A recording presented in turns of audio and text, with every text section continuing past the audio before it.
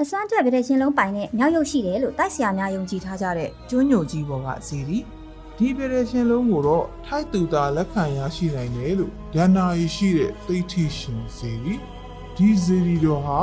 ာမြန်မာနိုင်ငံ AR တိုင်းရဲ့ကျွန်းကြီးတစ်ခုပေါ်မှာတည်ရှိနေပါတယ်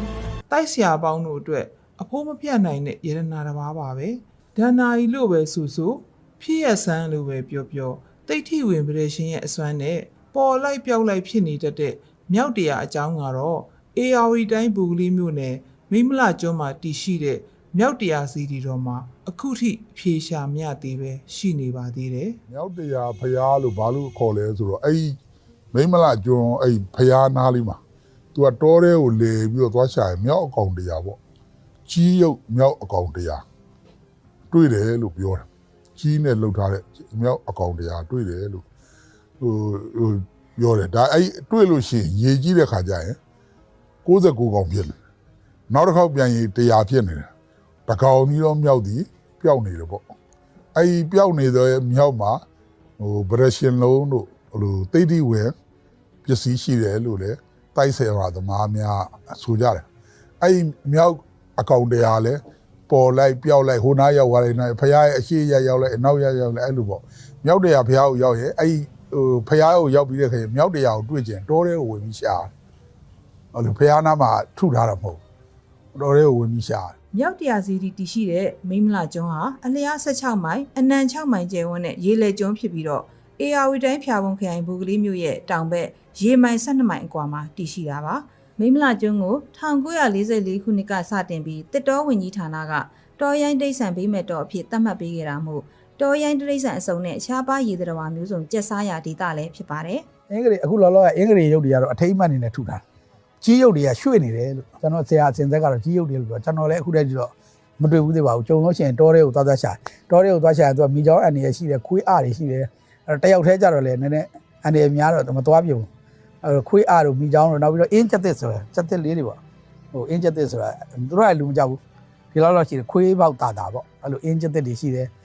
မိချောင်းရှိတယ်အန်ရပေးနေတာတောဝက်တွေကတော့တွေ့ပြီးပတ်တယ်အဲ့လိုဆိုတော့မြောက်တရားစီတီတော်နဲ့ပတ်သက်ပြီးကြားဘူးနားဝါတွေအများကြီးရှိခဲ့ပြီးတော့အခွင့်အခါမကြုံလို့မသွားဖြစ်ခဲ့ပြီမဲ့မမျော်လင့်တဲ့ရေစက်ကြောင်းလိုပဲပြောရပါမယ်။မြောက်တရားစီတီတော်ရဲ့အဓိကအလူရှင်ဦးမြင့်ဆန်းနဲ့အမတ်မထင်တွေ့ဆုံမှုဖြစ်လာခဲ့တာပါ။ဦးနဲ့တွေ့ဆုံတော့မှလည်းစီတီတော်နဲ့ပတ်သက်တဲ့တမိုင်းကြောင်းတွေမေးဖြစ်ခဲ့တာတွေကလည်းမနှောမြအဖွဲ့ရဲ့အခွင့်ထူပါပဲ။မြောက်တရားစီတီတော်မျိုးသားကြီးဇေယတိတ်တီလို့ကျွန်တော်တို့ကမှတ်မိပါတယ်။သူကကြုံတာမျိုးသားပေါ့။အခုလက်ရှိဆိုရင်ဖြာပုံနဲ့ကြိုက်လက်ချားမှာရန်တော့မျိုးတို့ရှိတယ်။အဲ့ဒီမျိုးသားပါသူကမင်းရဲကျော်သားတို့ကဓာလာကိုသိမ်းတဲ့ခါသူကအဲ့ဒီမှာမနေဝက်တဲ့အတွက်ဘိုးကလေးကိုစုံလာပါတယ်သူနန်းစင်ရတနာနဲ့အမျိုးသားဘိုးကလေးမှနေဘိုးလေးမှလည်းသူက AR မြေကျောင်းတိုင်းဆက်စုံလာမယ်ဆိုမလုံခြုံဘူးဆိုတော့နောက်ထပ်တနေရာရွှေ့တဲ့ခါကျတော့မိမလာကျွန်းရောက်တာဘိုးလေးကနေပြီးတော့အဲကြောင့်ဘိုးလေးမှာအဆောင်လျှောက်ကလေးတွေထားခဲ့ပြီးတော့ဘိုးလေးမှာထားတော့ဘိုးလေးမျိုးလို့ဘိုးကလေးမျိုးလို့သူကခေါ်တာအဲမိမလာကျွန်းရောက်တဲ့ခါကျတော့လေအဲ့မှာသူမျိုးတယ်ဖို့ဟိုလေ့လာတော့ရာသီဥတုကကျန်းတယ်တလိษံတွေကလည်းပေါ်တယ်အဲ့လိုပေါ့နော်ဟိုနာနာဘာညာတွေလည်းငကောအခန်းရှိမှာပေါ့အဲ့ဒါကြတော့သူတို့အဲ့မှာရဲဘော်ရဲဘက်တွေလည်းတော်တော်များများတည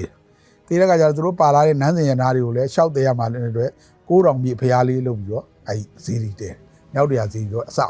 9တောင်မြေဖျားလေးတဲခဲ့ပြီးတော့သူကဆက်ဆုံသွားတဲ့ခါအမာဆိုတဲ့မြို့ကိုရောက်တယ်အဲ့အမာမြို့မှာအဲ့မြို့သားကြီးကမြို့တယ်လက်ရှိလည်းမြို့ရိုးတွေပါအကုန်ညာအတူပေါ်ထားတာအခုရှိတယ်အမာမြို့မှာအမာမှာနန်းဆိုင်တယ်အမာနန်းဆိုင်မှာလည်းသူတို့အဲ့ပင်လေဦးနာတို့ဒီငှက်ဖျားယောဂါတွေနဲ့အကုန်လုံးပြန်တေကုန်ကြတယ်တေကုန်ကြတဲ့ခါကျတော့သူတို့နန်းစင်ရတနာတွေမြုပ်ခဲ့တဲ့နေရာ